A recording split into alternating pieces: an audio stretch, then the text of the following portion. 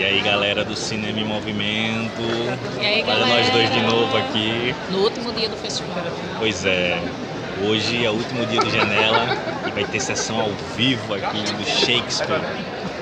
Se liga aí que depois da vinheta tem uns comentários pra vocês. Até mais.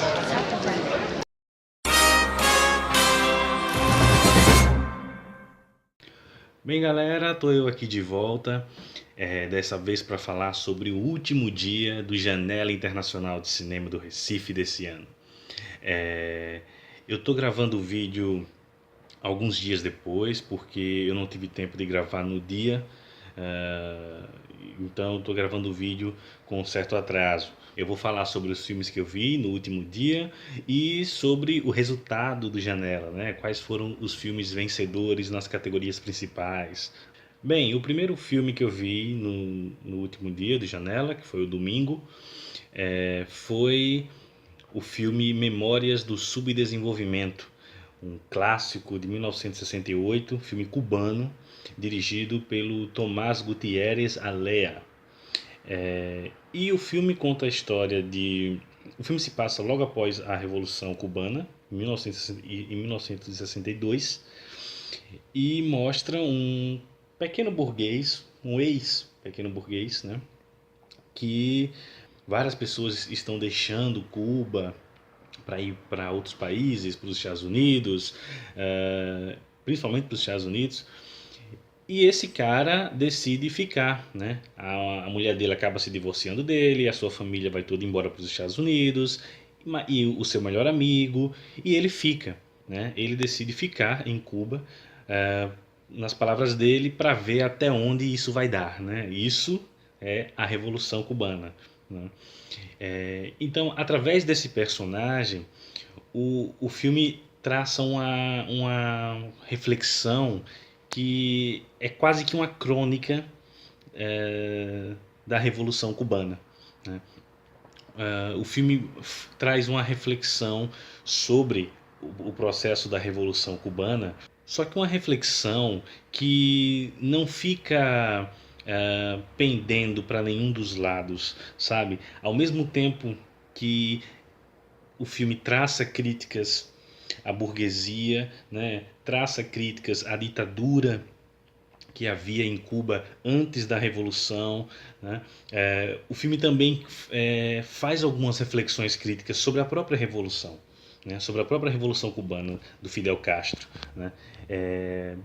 E ele utiliza uma narrativa que mistura ficção com documentário. Ele traz imagens de arquivo, imagens reais, né, sobre alguns fatos e acontecimentos da época da ditadura do Batista, né, os movimentos de câmera, os cortes, né, os movimentos de câmera, os cortes, como os jump cuts, por exemplo, que são aqueles cortes secos nas cenas que quebram o tempo, né? Enfim, uma técnica que lembra muito a novela Vogue francesa, né? O cinema do Jean-Luc Godard, por exemplo, né? Ou então a questão de você utilizar de elementos reais, né? Misturar, fazer essa coisa meio que ficção e realidade, né? A utilização, por exemplo, de pessoas reais, pessoas do povo, né? Que não são atores, que é uma influência do neorrealismo italiano. E tem algumas coisas que o filme retrata que ocorriam em Cuba na época da ditadura cubana, né, lá do Batista, antes da Revolução, que, nossa, são coisas que são muito semelhantes ao que está acontecendo agora no nosso país, né? Isso chegou a ser assustador de ver, né? Porque isso mostra que a gente está caminhando cada vez mais para a volta de uma ditadura, né? Isso é perigoso. E é um filme complexo que faz uma análise crítica daquele momento histórico de uma forma muito profunda, complexa, mas contundente. É um filme que você fica querendo ver de novo para poder pegar todos os detalhes, né, e todos os elementos que ele tem para ir mostrar. Eu gostei muito desse Memórias do Subdesenvolvimento.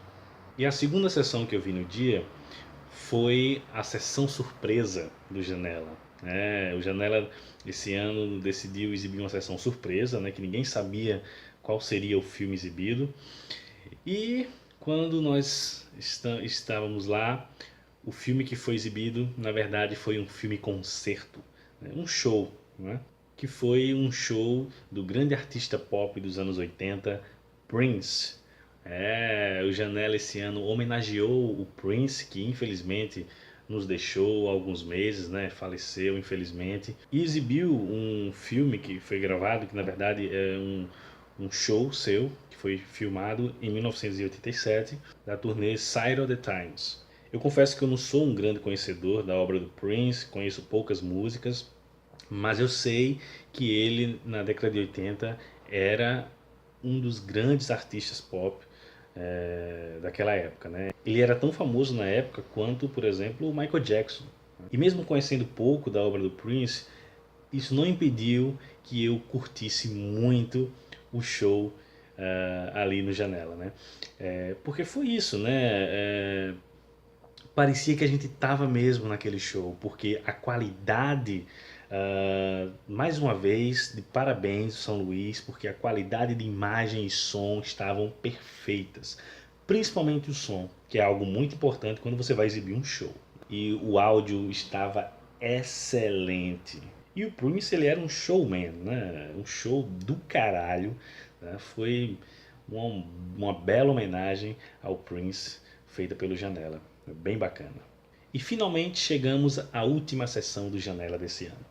Bem, como eu já falei em outro vídeo aqui, esse ano o Janela trouxe uma seleção especial de filmes, de adaptações da obra de Shakespeare para o cinema, né? Filmes britânicos que adaptam obras do Shakespeare, né? Em comemoração aos 400 anos da morte de Shakespeare. E para encerrar, ele exibiu uma coletânea de curtas-metragens, né? Um filme que exibe trechos das primeiras adaptações de Shakespeare para o cinema, né? Filmes lá do início do século, inclusive um deles data de 1898, apenas 3 anos após o surgimento do cinema. Mas foi muito bacana ver essas imagens, ver essas obras. E essa exibição teve trilha sonora ao vivo, né? Tocada pelo coletivo Rumor, que é um coletivo musical aqui de Pernambuco. E eles fizeram a trilha sonora dessa exibição ao vivo lá, né? Lá no Cinema São Luís. E eu posso dizer que eu gostei da trilha. Em alguns momentos ela me emocionou, né? Mas ao passo que ela me emocionou em alguns momentos, em outros eu me incomodei com o excesso de sons eletrônicos. A trilha que eles compuseram para a exibição, ela mesclava o instrumental com sons eletrônicos, sabe? Só que esses sons eletrônicos, muitas vezes, eles se sobressaíam aos instrumentais. E isso me incomodou um pouco, sabe?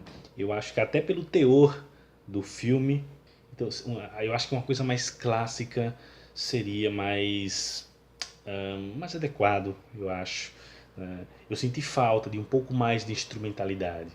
Não foi uma apresentação ruim, longe disso, eu gostei, tá? Só que eu acho que poderia ser melhor, né? Poderia ter um som muito mais instrumental, muito mais clássico, né?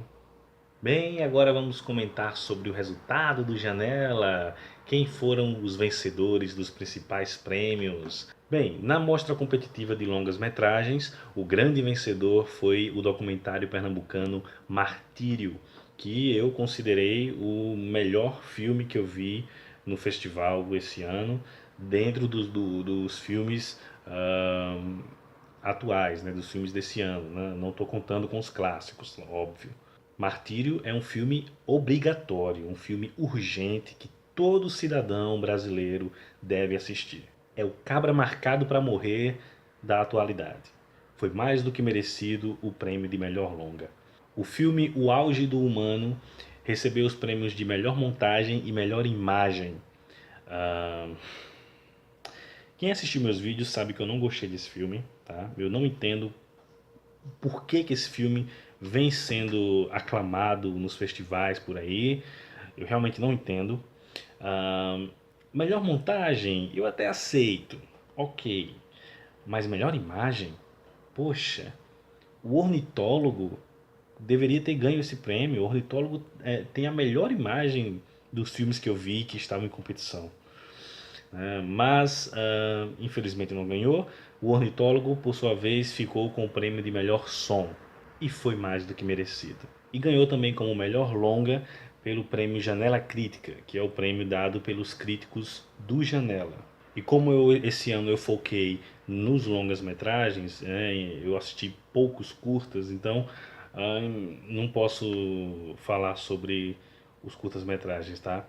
Mas se você quiser saber o resultado completo, vai na página do Facebook, na página do Janela lá, coloca lá Nono Janela Internacional de Cinema do Recife, que vai estar lá o resultado completo do festival desse ano. E assim teve fim a 9ª edição do Janela Internacional de Cinema do Recife desse ano. Pois é, galera, o festival desse ano foi muito bacana. Eu assisti, foram 10 dias de festival e nesses 10 dias eu vi 24 filmes. Era para eu ter visto mais, né? A minha meta esse ano era ter visto pelo menos 30 filmes, mas infelizmente eu perdi algumas sessões que eu tinha planejado.